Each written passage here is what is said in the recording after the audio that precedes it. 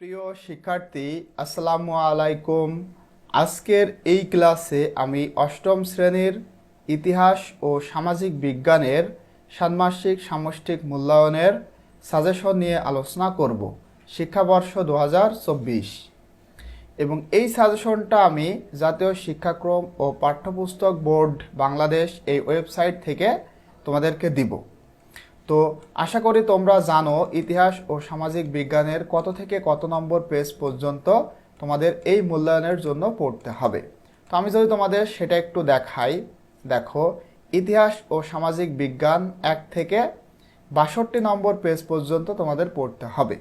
আমি কিন্তু এই সাজেশনটা দেওয়ার পূর্বে এই 4টা সাবজেক্টের সাজেশন দিয়েছি এবং আজকে ইনশাল্লাহ বাকি সবগুলা সাবজেক্টের সাজেশন তোমাদেরকে দিব।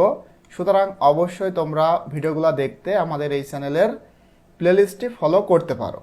তাহলে ইতিহাস ও সামাজিক বিজ্ঞানের 1 থেকে 62 নম্বর পেজ পর্যন্ত তোমাদের পড়তে হবে। তো আমরা দেখি পরিশিষ্ট 2-এ তোমাদের সাজেশনটা দেওয়া হয়েছে। আমরা যদি তোমাদের বইটা একটু বের করি, দেখো ইতিহাস ও সামাজিক বিজ্ঞান, এই যে, তো এই সাবজেক্ট দেখো আমরা একটু সূচিপত্রটা দেখি।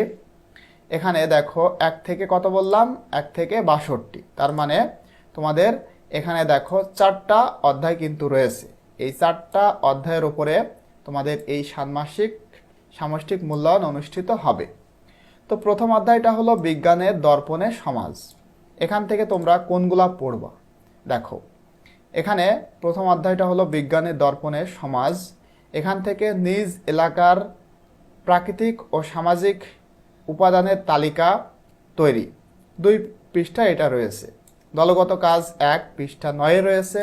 প্রতিফলন ডায়েরি সতীর্থ মূল্যায়ন দলগত কাজ 2 পৃষ্ঠা 12-তে রয়েছে। তো আমি তোমাদেরকে বইটা যদি একটু দেখাই, 2 পেজে কিভাবে এটা রয়েছে দেখো, নিজ এলাকার, আচ্ছা এটা আমরা বই থেকে দেখি।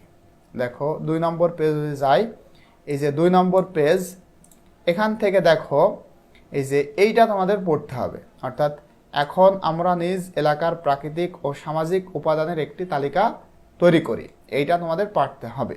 তো আমরা এইভাবে আমি তোমাদেরকে এখান থেকে বলবো, তোমরা যদি বইটা বের করো তাহলে হুবহু কিন্তু তোমরা সেটা দেখতে পাবে। তো এটাই বারবার এখানে বলা হয়েছে, ঠিক আছে? তোমরা এটা ভালো করে পড়বা, ঠিক আছে? তো এইগুলা তোমরা পড়বা প্রথম অধ্যায় থেকে। এরপরে দ্বিতীয় অধ্যায় থেকে আমরা দ্বিতীয় অধ্যায়টা যদি একটু দেখি, দেখো দ্বিতীয় অধ্যায়টা কি, অনন্যতায় একাত্মতা। তো এটা হলো 13 পেজ থেকে 31 পেজ পর্যন্ত। এখান থেকে তোমরা কোনগুলা পড়বা, দেখো অনুশীলনী 1, তোমরা যদি বইটা বের করো তাহলে বুঝতে পারবা। অনুশীলনী 1, অনুশীলনী 2, অনুশীলনী 3, অনুশীলনী 4, অনুশীলনী 5 দলগত কাজ 2, এইগুলা কিন্তু তোমাদের পড়তে হবে। আরও এখানে দেখো রয়েছে, তোমরা একটু ভালো করে এটা দেখবা। অনুশীলনী দেখো, আচ্ছা দলগত কাজ 2, আচ্ছা এছাড়াও দেখো রয়েছে অনুশীলনী 6 এবং দলগত কাজ 3। দ্বিতীয় অধ্যায় থেকে তোমাদের এটা পড়তে হবে। এরপরে তৃতীয় অধ্যায়ে যদি আমরা দেখি, সেটা হলো মুক্তিযুদ্ধের চেতনা ও বঙ্গবন্ধু। এটা 32 পেজ থেকে 47 পেজের মধ্যে রয়েছে। তো দেখো এখানে তৃতীয় অধ্যায়টা মুক্তিযুদ্ধের চেতনা ও বঙ্গবন্ধু, মানবতা ও মানুষের মুক্তির প্রতি অঙ্গীকার। তো এখান থেকে তোমরা পড়বা দলগত কাজ 1, দলগত কাজ 2, দলগত কাজ 3, এই 3টা কাজ তোমরা করবা, ঠিক আছে? এরপরে দেখো 4 নম্বর অধ্যায়, সেটা হলো সামাজিক ও সাংস্কৃতিক ইতিহাস জানার উপায়। তো এখান থেকে তোমরা পড়বা, দেখো এখান থেকে এই যে 4 নম্বর অধ্যায় সামাজিক ও সাংস্কৃতিক ইতিহাস জানার উপায়, বইটা বের করলে অবশ্যই তোমরা এটা দেখতে পারবা। এই অধ্যায় থেকে অনুশীলনী 1 দলগত কাজ 2, দলগত কাজ 3, এইগুলা তোমরা সুন্দর করে করার চেষ্টা করবা, ঠিক আছে? তো আশা করতেছি তোমরা বুঝতে পেরেছো। এখন বাকিগুলা তোমাদের এখন না পড়লেও মোটামুটি হবে।